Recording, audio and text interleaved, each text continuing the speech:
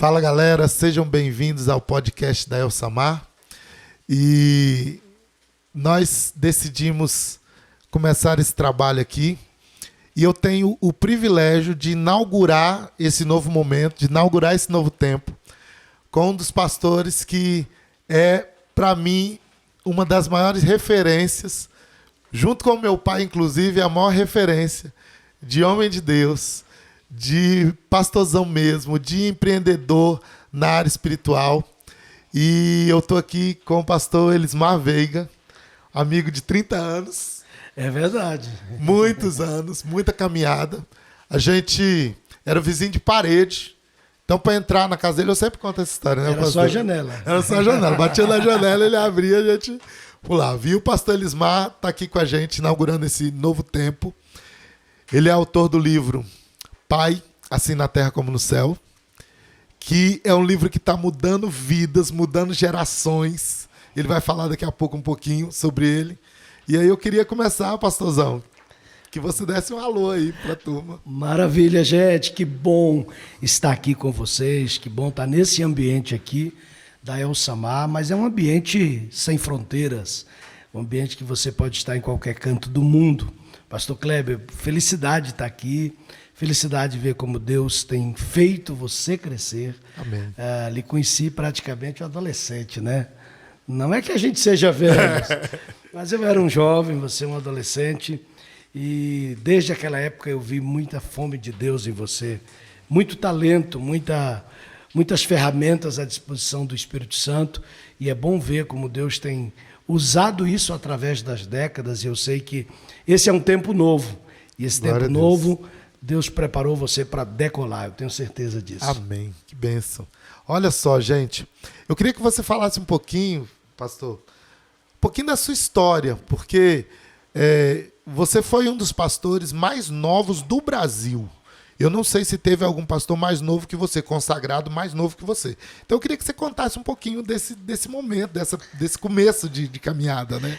Que bacana. Eu comecei a pregar o evangelho com 13 para 14 anos de idade. Muito jovem, também casei muito jovem. Fui apresentado ao pastorado com 22 anos. Fui apresentado, e tenho orgulho de dizer isso, prazer de dizer isso, pelo seu pai, pastor Paulo César, que é para mim uma referência. Sempre foi uma referência.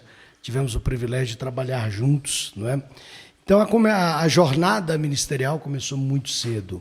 Naquela época, especialmente no ambiente assembleiano, então você precisava ficar alguns anos em cada posto até para avançar para o posto seguinte, né? Então, o próprio Deus se encarregou que a ordenação pastoral viesse muito cedo, mas em função de uma necessidade também, e também porque Deus quis acelerar as coisas na nossa vida. Sempre foi muito acelerado.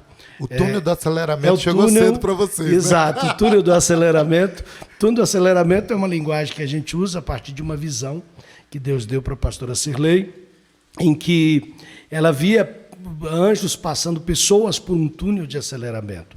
E que Deus faria isso nessa geração. Para nós, de fato, o túnel do aceleramento começou muito cedo. Hoje eu já tenho neto, mas a pastora Cirlei, já temos netos, e o ministério realmente avançou muito a partir disso aí. Trabalhamos pastoreando igrejas, mas nas últimas 3 décadas, a maior parte do tempo foi, de fato, ministrando, viajando pelo Brasil, ela cantando, eu pregando. A nossa vida se resume nisso e em crer no avivamento. A oração por um avivamento e a expectativa de um avivamento é a expectativa de toda a história da minha vida. A gente ouve assim, eu que te ouço desde de novo, você sempre falou sobre avivamento. É verdade. Inclusive assim, você que me apresentou Caçadores de Deus. É verdade, Tommy Tenney. Né? Então assim, eu me lembro, inclusive quando nós fizemos o Impacto, né? O Impacto da Adoração. Sim. Né? E já havia essa coisa do avivamento muito forte nas suas ministrações, na sua história e tal. E o que eu queria saber é o que é avivamento para você? Como desmistificar essa coisa do avivamento como um evento, um culto ou uma campanha? A gente sempre pensa em avivamento, nós estamos condicionados a pensar como um recorte histórico, um evento nome de uma igreja, uma geografia. Às vezes você entra numa cidade, bem-vindo à terra do avivamento, a denominação, nomenclatura de uma igreja, a igreja do avivamento. Mas eu acho que o conceito mais pertinente para avivamento é aquela oração de Abacuque 3:2, quando ele ora por avivamento, aviva, Senhor, a tua obra. E o versículo seguinte diz, Deus veio de Temã. Então, o resumo bíblico, para mim, o conceito mais completo de avivamento é Deus vindo. É quando Deus vem de forma diferenciada. Ele é onipresente, ele sempre esteve aqui, mas, vez por outra, em determinados ambientes, em determinadas geografias, ele se manifesta de forma diferenciada. E essa manifestação de forma diferenciada é que eu considero e que eu conceituo biblicamente como um avivamento. Isso aconteceu com os moravianos, isso aconteceu no país de Gales, em 1904, aconteceu em Azusa, em 1906. No último século, a gente viu isso muito presente no final do século, em Toronto, em Pensacola. Em algumas geografias, essa manifestação sobrenatural, diferenciada de Deus, em que ele vem para governar, tomar conta de ambientes, de esferas da sociedade, isso eu chamo de avivamento. E eu tenho uma expectativa muito grande de que a nossa geração vai viver um grande avivamento antes do arrebatamento da igreja. Glória a Deus. Você acha que, assim, você citou aí, né, os moravianos, o avivamento da Rua Azusa.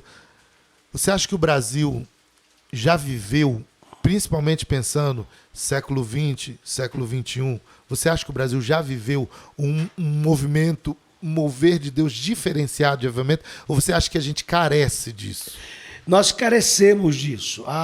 O movimento pentecostal no Brasil, ele é fruto de um avivamento. O avivamento de Azusa, de 1906, que explodiu para o mundo inteiro. Chegou no Brasil o movimento pentecostal. E aquelas primeiras décadas foram décadas de profundas manifestações do Espírito Santo. Nós já vivemos gravetos acesos, nós já vivemos pequenos moveres, não é, em geografias diferentes. A gente cita, por exemplo, a Igreja da Paz de Santarém. É uma igreja que a gente pode dizer que viveu, não sei como está hoje, mas ela viveu alguma coisa, um sopro diferenciado. E houveram sopros diferenciados em igrejas no Brasil nos últimos 30 anos. Mas isso não pode ser chamado de um grande avivamento. Eu acho que o grande avivamento, aquele melhor vinho para o final da festa, como em Caná da Galileia, aquele está por vir, nós viveremos isso. Mas não tenha dúvida que em alguns cantos do Brasil, em algumas geografias, alguns gravetos foram acesos e a gente teve aí pequenos incêndios acontecendo, sim. Estamos precisando, então, juntar esses gravetos. Juntar os gravetos para que isso tome proporções nacionais. Com certeza. E interdenominacionais. Você acha, porque quando a gente fala de avivamento, a gente está falando de cultura do reino. Isso, exato. Certo? Então, não tem como a gente falar de avivamento e não falar de ser terreno. Eu tenho falado na nossa igreja que nós somos terrenos demais. Você acha que a igreja brasileira é terrena demais?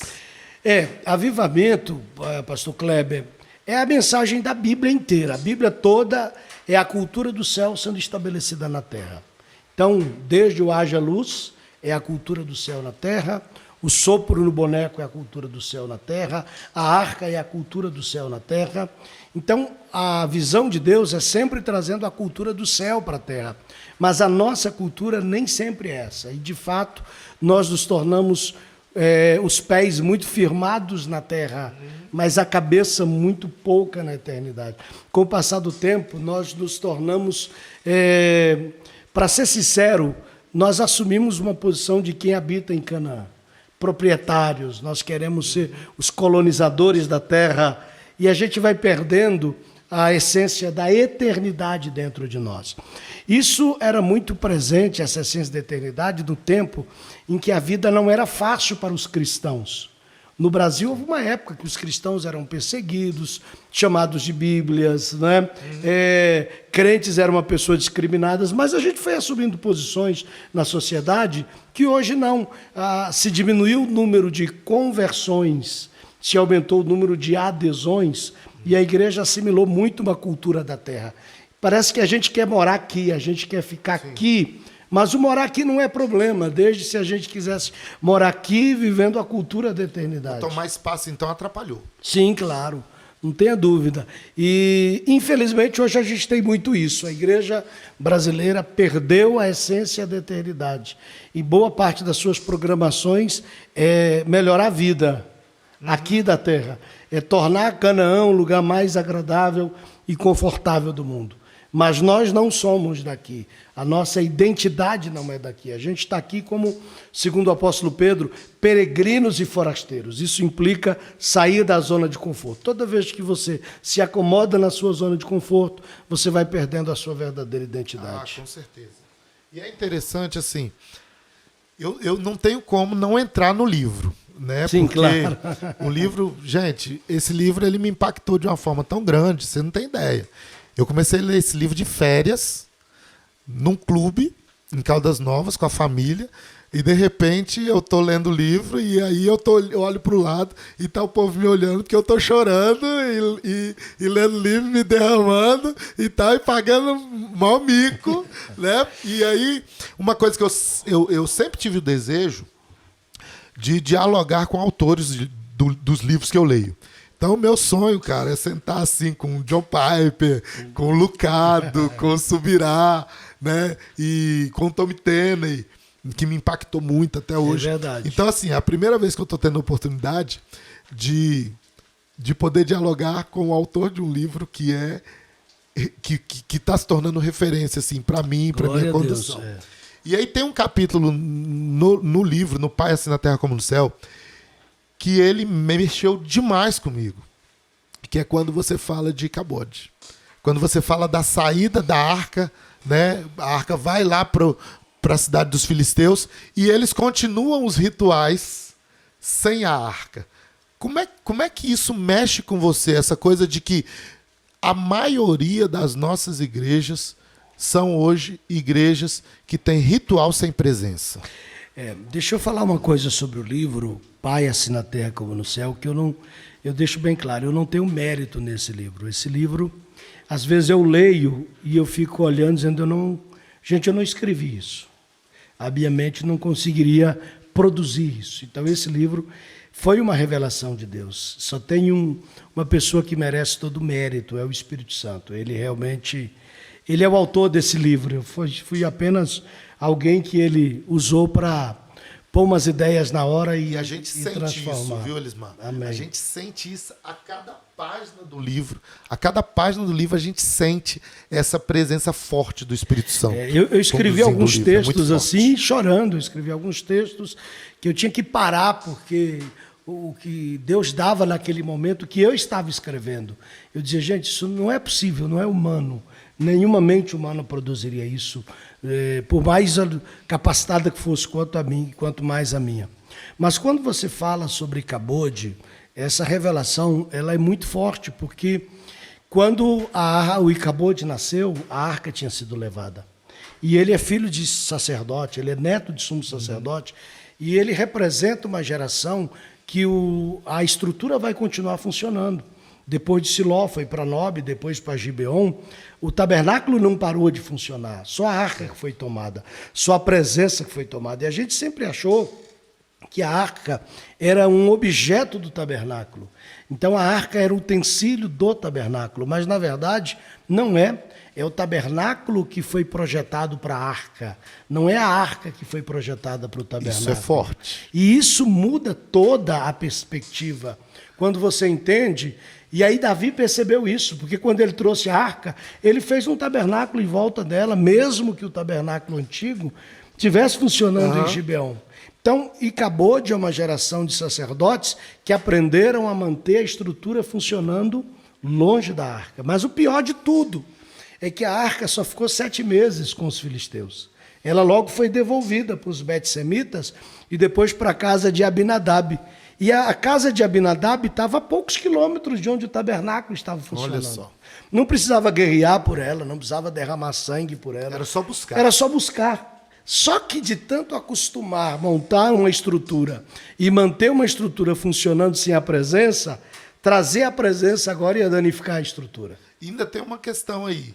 porque eram sacerdotes. Então eles tinham o direito de buscar, inclusive. Não, era só desejar ir lá, não precisava de rei, não precisava de uma ordem da monarquia para isso. Bastava o sumo sacerdote tomar essa iniciativa, vamos atrás. Nós somos os guardiões da arca. Mas não quiseram fazer isso. Não quiseram porque a arca poderia mexer com toda a estrutura. Eles acostumaram, na verdade, funcionar sem ela. E aí é um paralelo que eu faço. Será que nós não somos uma geração em que nós fomos visitados pela presença? Não tenha dúvida que a presença do Espírito Santo sempre esteve presente na igreja brasileira. Quando a gente fala de um avivamento, é de uma presença manifesta, de um negócio diferente, de uma intensidade muito mais intensa, em que centraliza tudo para Ele, porque Ele é digno, somente Ele é digno. E nós acostumamos muito em manter a estrutura funcionando. Hoje, a cada domingo, se preocupa muito com a estética, se preocupa muito com o ritual, se preocupa muito com a qualidade da música, com a qualidade da pregação, se preocupa muito com o ambiente para atrair pessoas. Mas quando Davi percebe que ele tem que atrair a presença, quando você atrai a presença, as pessoas vêm. Mas você pode atrair pessoas e não ter a presença. E essa geração de Cabode, ela realmente é um confronto para a nossa geração. Você sabe que isso aí é um conflito que nós que somos da música, né? Eu fui gerado como ministro de louvor, você sabe disso. E você sabe que esse é o grande ponto de equilíbrio que nós precisamos alcançar como músicos na casa de Deus. É verdade. Por quê? Porque a gente se preocupa tanto com a questão do profissionalismo, da excelência, e que a gente se esquece da presença. Nós vivemos isso aqui há alguns meses atrás, porque nós tivemos um culto em que metade da nossa equipe não estava. Para quem conhece o nosso louvor, né? Nosso louvor, graças a Deus, é um louvor top, graças a Deus, e top. Estava metade da equipe. E aí, doente, né? Esse problema todo aí, né? Da pandemia, e a gente, todo mundo de casa assistindo. E aí o louvor não foi tão bom, não foi no nível que nós estamos acostumados. E aí o nosso ministro de louvor, ele falou assim: pastorzão, fiquei envergonhado do nosso louvor de domingo e tal. Vamos fazer o seguinte, vamos derrubar aquela live, vamos deixar não vamos deixar a transmissão no ar, não. E aí tá bom, um domingo depois eu vou fazer uma visita. Ganhamos uma família para Jesus e eu vou fazer uma visita. E aí a dona da casa, né, virou para mim e falou assim: pastor, deixa eu falar uma coisa para você. Eu decidi voltar para Jesus porque semana passada eu fui ao culto. E tinha mais de 5 anos que eu não sentia tanta presença de Deus quanto eu senti naquele culto. Uau! Aquilo foi um tapa na cara da gente, entendeu? E aí eu compartilhei isso com a equipe. Eu falei: gente, não é nós abrirmos mão da excelência. Porque a turma hoje fala muito assim: é para o Senhor, pode fazer de qualquer jeito. Mas é nós entendermos que é mais do que isso. Que é a arca estar. Né? E eu queria saber de você, inclusive, assim, o Icabod, ele aborda muito a questão da estrutura. Esse capítulo do livro aborda a questão da estrutura. Como é para uma pessoa que está numa igreja e essa igreja não tem a presença, né? Tô aqui, não estou julgando, não estou falando o nome de igreja, mas assim, um exemplo, essa igreja não tem a presença, tem a estrutura. E essa pessoa descobre a importância dessa arca. E eu queria que você falasse um pouquinho da questão pessoal, de eu entender, eu como indivíduo, que eu sou templo e que eu preciso ter a arca dentro de mim. Como fazer isso numa estrutura engessada como é das nossas igrejas? Uma grande questão que nós nos tornamos muito templocêntricos. As nossas gerações se tornou templocêntrica. Então, a gente sempre pensa que para trazer Deus, a gente precisa do templo. Para crescer na fé, a gente precisa do templo. E veja bem, eu não estou fazendo uma apologia à negação do templo. O templo é um lugar maravilhoso, é um espaço de oração. Os apóstolos foram orar em Atos, os apóstolos por diversas vezes no templo. Mas quando a gente fala sobre avivamento, as pessoas dizem: pastor, mas nos últimos dias a Bíblia fala sobre apostasia. E de fato haverá apostasia. Então, quando eu olho para responder sua pergunta, quando eu olho para o final dos tempos, eu vejo 2 igrejas na Terra. 2 igrejas paralelas. uma igreja pegando fogo, incendiada pelo fogo da presença, e uma igreja totalmente apática, fria, apóstata, uma igreja extremamente religiosa. A questão sobre as duas igrejas... Na mesma estrutura, né? É isso que eu vou falar. Exatamente. A questão é que essas duas igrejas podem estar no mesmo ambiente, ouvindo o mesmo sermão, presenciando o mesmo momento de adoração, sentado uma ao lado da outra, às vezes no mesmo banco. E são duas igrejas. Duas igrejas.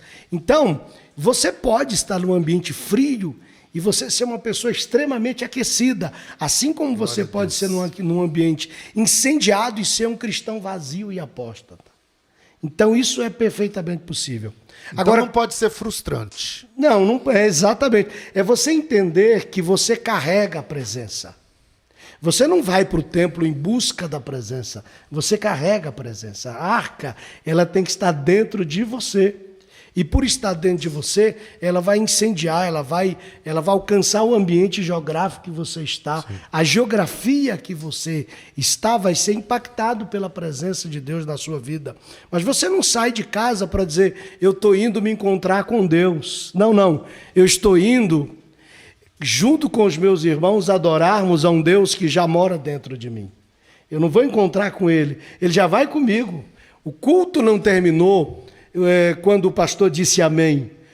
A reunião coletiva terminou, mas o culto continua aqui dentro, pegando fogo, vai comigo para casa e eu vou viver isso incendiado. Então, quando você tem essa perspectiva, você deixa de viver frustrações porque o culto no templo não foi aquela... Puxa, o culto foi frio. Não tem culto frio, como não tem culto quente. Existem cristãos frios, existem cristãos quentes. Você pode estar num ambiente gelado e estar incendiado pelo fogo da presença. Olha o Davi. O Davi estava dançando, carregando a arca. E a Mical estava escandalizada. Tinha gente escandalizando com Davi, ele estava dançando e a geografia era a mesma. A geografia era a mesma. Então, o problema é que a gente sempre quer achar que a geografia é que vai nos incendiar. Não, é a gente que incendeia a geografia. A gente carrega a arca, a gente carrega a presença. Quando você entende isso, você consegue ir para o culto mais gelado e mais frio do mundo e ainda assim ser tocado pela palavra do pregador, uma frase que ele disser pode mudar a história da sua vida. É esse o objetivo da cabana? O objetivo da cabana é gerar uma cultura geracional. É gerar incendiários. Interrompendo, né? Sim. Vou falar igual o Faustão, sem querer interromper, já interrompendo, né? A cabana, ela é um movimento, um acampamento que foi criado pelo pastor Elismar, pela pastora Cirlei, que é a esposa dele. E a cabana é um treinamento, né? E a cabana, ela tem mexido muito com a gente, né? Eu sou cabaneiro, graças a Deus. Maravilha. Certo? Bênção pura.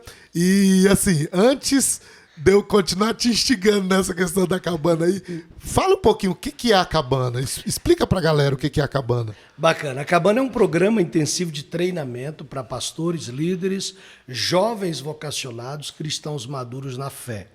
É para quem aguenta e quem suporta comer mocotó, caldo grosso. Não é para novo convertido, não é para ninguém em processo de libertação. Só os fracos sobrevivem. Lá só os fracos sobrevivem, literalmente. E a cabana, ela tem um objetivo, incendiar uma geração. Ser uma catalisadora de avivamento, de cultura de avivamento para a igreja brasileira. Fazer com que esse cristão, esse líder, esse pastor que está desanimado, desmotivado, esse cristão que às vezes está até frustrado com a estrutura, frustrado com a religião, fazer com que esse cristão participe de uma experiência tão sobrenatural com o Espírito Santo e ele volte de lá entendendo que é possível viver uma vida naturalmente sobrenatural. Ou seja, é possível viver uma vida naturalmente sobrenatural. É possível queimar todos os dias, é possível incendiar os ambientes onde ele está. E ele se descobre quem ele é, quem é Deus e para que ele existe. Porque descobrir quem somos, quem Deus é e qual é o propósito da nossa vida na Terra se resume à essência da nossa existência. A cabana é isso, nos trazer de volta para a essência. Essa questão mesmo de quem é, foi muito forte para mim. essa coisa de entender missão, de entender propósito, talvez tenha sido a lição da cabana que ficou mais forte e que tem marcado. Eu acho que a palavra que eu mais falei nesses últimos 7, 8 meses na nossa igreja foi a palavra propósito. Propósito. Certo? Tudo eu falo de propósito, porque a cabana trouxe isso. Agora, tem gente que não gosta. Ah, tem, com certeza. A cabana vira você às avessas, né? E os argumentos de quem não foi? Porque Pois é. eu sei que tem uns levantes. Tem muito, certo? tem muito. Né, Não vou precisa fazer- disso. O Deus que opera na cabana é o mesmo que opera aqui fora, na igreja. Claro que o Deus é o mesmo. Deus é o mesmo. Nós aqui não somos. A gente vai para o culto domingo, houve uma ministração de 45 minutos, vai para a pizzaria, vai conversar sobre o Campeonato Brasileiro, vai olhar coisas de WhatsApp, de YouTube, enfim. Aquela palavra que foi plantada ali, em poucos minutos depois as aves a roubaram, porque o terreno está compactado pelas preocupações, pelas distrações, pela religião. Na cabana não, você está lá focado durante 16 horas, 17 horas, 18 horas de ministração, todas arrancando, sabe? Como se diz, desconstruindo você, reconstruindo, virando você às avessas. Então é por isso que eu falo, o que acontece na cabana não é possível acontecer no ambiente urbano. Não é porque Deus não é o mesmo, é porque nós não somos os mesmos. Até porque a gente passa a vida todinha na igreja, né? Como eu que fui nascido, criado na igreja, a gente passa a vida todinha na igreja e foi a minha primeira experiência, por exemplo, de imersão de uma semana. Eu já tive outras imersões de 3 dias, os acampamentos acontecem muito Sim, assim, claro. né? Sexta, sábado, domingo, mas eu nunca tive uma imersão de uma semana. E mesmo os acampamentos, o tempo é muito dividido entre o avivamento e o entretenimento, Sim.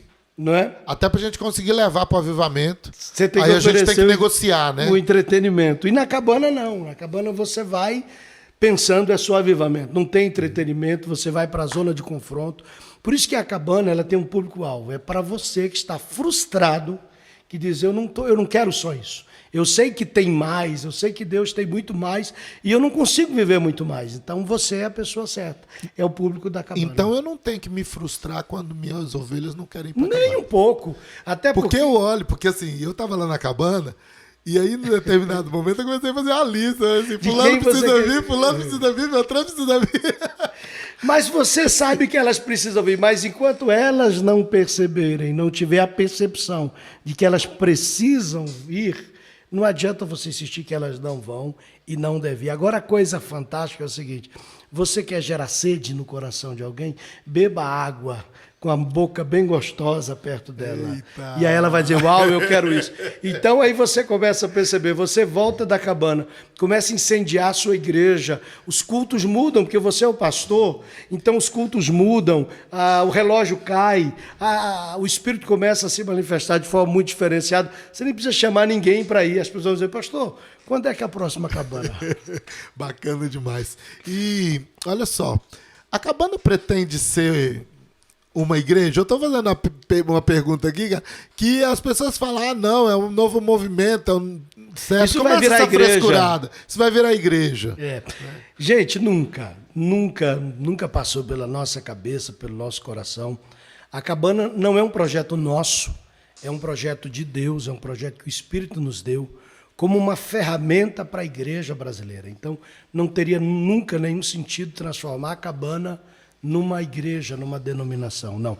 É uma ferramenta para a igreja brasileira. A gente tem visto tradicionais serem tocados, incendiados, batizados do Espírito Glória Santo. a Deus. Então, por não ser uma igreja, por ser uma ferramenta, ela consegue entrar no meio dos batistas, dos presbiterianos, da turma da quadrangular, dos assembleianos, das comunidades. Ela tem toda... Se fosse uma igreja, ela não teria essa facilidade. Com certeza. Então, a cabana, pelo menos enquanto Deus nos conservar em vida, e Ele confiar em nós essa responsabilidade, porque eu sei que, por não ser nossa, um dia vai sair da nossa mão e vai para a mão de quem Ele quiser. Quando isso acontecer, eu não posso responder, mas enquanto Deus nos conservar em vida e liderando esse projeto, vai ser sempre uma ferramenta para a igreja brasileira. Bacana. Por falar em projeto, pastor, eu acho que nós vamos ter que fazer umas 2, 3, assim, né, uns 2, 3 podcasts só com o pastor Elismar, porque, gente, É muito assunto, é muita coisa. Avivamento, né? A gente beliscou a ponta do iceberg só. Um pouquinho assim. E assim, não tem como falar de avivamento sem falar de missão. É verdade. Não é verdade? E eu queria que você falasse um pouquinho pra gente sobre Portel. Bacana. Eu sei que nós temos outros movimentos, a Êxodos tem outros movimentos, né? Que tem Cabo Verde, né? Mas eu queria que você falasse especificamente sobre Portel. Bacana. Você colocou uma coisa bacana, não é possível falar de avivamento sem falar de missões. Porque avivamento não é uma coisa para gravitar em torno de nós. Avivamento é para alguma coisa. Então, quando Jesus promete que os discípulos seriam cheios do Espírito, é para alguma coisa. Para que eles fossem testemunhas em Jerusalém, Judeia, Samaria e os confins da terra. E isso ao mesmo tempo. Então, todo o avivamento desemboca em movimentos missionários. O propósito do avivamento: acelerar o cumprimento da grande comissão. Basicamente isso. O avivamento não é para Deus me encher do Espírito Santo, não. Deus me enche do Espírito Santo para alguma coisa. Isso é forte. O foco não sou eu, não termina em mim. Entende? Eu sou só o meio. Por isso que a cabana não é o nosso principal alvo. A cabana não é nosso grande projeto. A cabana é a ferramenta. O grande projeto é fazer com que o nome de Cristo seja conhecido onde ele não é conhecido. E aí nós temos uma base estabelecida em parceria com a Missão Cairóis, na Ilha de Santo Antão, Cabo Verde, na África, onde o pastor Jackson e a equipe de cabaneiros estão fazendo um trabalho brilhante lá. Fantástico. E temos aqui no Brasil, nos Ribeirinhos, em Portel, na Ilha do Marajó, às margens da Baía do Rio Anapu, a 22 horas de barco de Belém, ou a 24 horas de barco de Macapá, que são as cidades grandes mais próximas. Lá no meio do nada, a 5 horas de barco da cidade mais próxima, pelo menos mais de 300 famílias estão ali, e a nossa equipe está lá, o Jones, a Jennifer estão lá. Estamos implantando uma base missionária nos lugares que têm os menores IDHs do Brasil. Para você ter uma ideia, nós estamos bem na margem do Rio Anapu, em frente ao município de Portel e em frente ao município de Melgaço. Estamos em Portel, frente a Melgaço. O Melgaço é o pior IDH de todos os municípios brasileiros. A Ilha do Marajó tem os maiores índices de exploração sexual infantil do Brasil. Os números crescem de forma assustadora, 20% ao ano. Então foi lá que nós escolhemos para estabelecer uma base, para mudar a história de vida de meninos e meninas. Estamos começando a construir uma escola agrícola missionária e eles estão fazendo um trabalho brilhante. Para você ter uma ideia, a gente está em um lugar, foi realizada uma EBF agora no último mês de setembro, quando a gente esteve lá. Agora em março a gente vai estar de novo. E na EBF de setembro a professora perguntou: gente, quem conhece Davi aqui? A história de Davi. Ninguém. Aí um menino disse assim: Davi, eu conheço, é o filho da Dona Maria, que mora lá perto de casa. Não, o Davi da Bíblia, o que matou o gigante. Não, esse aí a gente nunca ouviu falar, não. Jesus. Então, para você ver o nível de analfabetismo espiritual que existe na região. E aí a gente está lá, nossos missionários estão lá, vamos construir uma base lá, vai ser tremendo. A gente é meio igreja de Laodiceia, né? Morna. Porque, cara, assim, a gente tem tudo. A gente tem jogo de luz, a gente tem som, a gente tem máquina de fumaça, a gente tem prédio e tal. E é uma igreja que Jesus está fora, né? Porque quando você ouve um negócio desse no Brasil, aqui do seu lado... né? E você pensa, o que eu estou fazendo aqui como igreja? É um outro Brasil. É um outro Brasil. Se você vai nos Ribeirinhos, quem quiser ir conosco, está feito o convite, você se depara com outro Brasil. Não é possível que isso acontece aqui no Brasil. Acontece no Brasil, meninas balseiras, as meninas... A TV Record, me lembro que ela fez um documentário sobre isso, sobre as meninas balseiras, meninas que com o consentimento dos pais, né, de 6, 7, 8, 10 anos de idade, fazem programa sexual nas balsas. O pai leva a menina até a balsa de canoa, ela entra, faz programa com um caminhoneiro, lá na frente passa para outra balsa, que está vindo em direção contrária, faz programa sexual com outro caminhoneiro para chegar em casa com 5, 6 litros de óleo diesel, que é o ouro negro da Amazônia. Isso acontece no Brasil. Nós vimos nas nossas jornadas missionárias, a gente faz jornada missionária para a Amazônia desde 2016. Então, todo ano, pelo menos 2 vezes, a gente vai para o interior da selva. E nessas jornadas, a gente já viu, por exemplo, nós nos deparamos em Afuá, uma menina que era usada sexualmente pelo pai biológico, com o consentimento da mãe, durante o resguardo da mãe. Então a mãe dizia o seguinte, para que ele não procure fora, que ele encontre em casa. Olha a loucura que é. E o problema lá é uma cultura. Estou falando de cultura, é muito difícil de combater. Denunciar para o Ministério Público. Além do pecado, não, vai muito crime, além. né? Não é o ato em si, é uma cultura satânica que foi estabelecido naquela região. E cultura não muda com evento, cultura não muda com uma jornada, cultura muda com uma década, com uma geração. Talvez o trabalho que o Jones e a Jennifer estão fazendo hoje lá vá refletir nos filhos dos filhos. Exato. Não nessa geração. Não nessa geração. Depois que os pais morrerem e que aqueles meninos que estão sendo alcançados tiverem os seus filhos. Que elas tiverem a sua cultura cristã e com seus filhos elas vão dizer, eu não vou permitir que os meus filhos vivam o que eu vivi. Então, é um trabalho para uma geração. Por que a igreja brasileira tem muita dificuldade de assimilar isso? Porque ela é imediatista. Ela quer abrir uma congregação que tem 100 crentes em 3, 4 meses. E aqui a gente está falando de mudança cultural que demanda uma geração. Investimento para mudar uma geração. E isso é a missão de Deus. A Mission Day é isso. Nossa. Gente, nós vamos ter que terminar. Caramba. Mas tudo bem, a gente traz de novo. A gente volta. Aí, né? A gente Você volta para a gente falar de outros assuntos e tal. Vamos já deixar combinado? Vamos deixar. Quando você voltar de Portel. Combinado. Quando voltar da cabana de Macapá e da expedição de Portel. Olha só, vai estar aí no vídeo, embaixo, vai estar o Pix, para quem quiser contribuir com a obra missionária que está sendo realizada tanto na Ilha de Santo Antão quanto em Portel. Amém, galera? E também vai ter o contato, o WhatsApp do pastor Elismar, da pastora Cirlei, da Samara, né, que cuida muito dessa parte, para você que quiser adquirir o livro Pai, assim na terra como no céu. Mas eu queria que você encerrasse esse momento deixando uma palavra para a igreja brasileira. A palavra, primeiro eu quero deixar uma gratidão a você, a pastora Raquel, a Elsamar, ao pastor Paulo César, a pastora Carmen. Estava vendo uma foto, eu sentado ao lado do pastor Paulo César, acho que há quase 20 anos atrás. E bateu muita saudade, é uma pessoa que a gente tem uma estima, um amor muito grande. A gente faz os eventos novos aqui, mas a foto deles fica aqui. Fica aí, tá aí. É referência. Se a gente fala de avivamento geracional, a gente precisa honrar a geração que veio antes de nós e a gente precisa cuidar da geração que vem depois de nós. Mas a palavra que eu deixo para a igreja brasileira, volte a queimar. Amém. Volte a ser incendiado pelo fogo da presença. Não tem nenhum problema, pelo contrário, que você tenha um jogo de luz, que você tenha o palco. Se você quiser ter o jogo de fumaça, você tem. Se você quiser ter... Para o desespero dos cantores. Para o desespero dos cantores, né? Se você quiser ter a parede preta, não tem problema você pintar a parede. Nada disso tem problema. Não tem problema você ter música de qualidade, é até bom que você tenha música de qualidade, sabe? Pregações bem elaboradas. Não estou fazendo apologia a negar isso. Só estou dizendo uma coisa. Nada disso tem sentido se a arca não estiver lá. Eita. Nada disso tem sentido. A música pode ser boa, a música pode ser agradável, o pregador pode ser divertido, sabe? O ambiente pode ser climatizado e a poltrona pode ser poltrona de Corolla.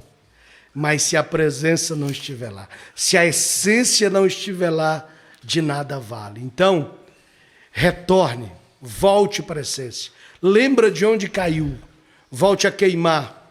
Não seja a igreja de Éfeso, que é a igreja que tem a cabeça grande e a alma pequena. Não, incendeie o seu coração de volta, volte a queimar, porque o melhor de Deus, sabe, o grande avivamento, é da natureza de Deus, ele revelou isso em Caná da Galileia, deixar o melhor vinho para o final da festa. E a gente está chegando no final da festa. O final da festa vem aí. Deus abençoe você. Gente, valeu. Obrigado, pastor Elismar. Deus continue te abençoando. Vamos estar juntos nas cabanas aí, né? E, até a próxima. Siga a Elsamar nas redes sociais. Sempre vai ter alguma coisa de Deus, da parte de Deus para você. Amém? Até a próxima. Valeu. Maravilha.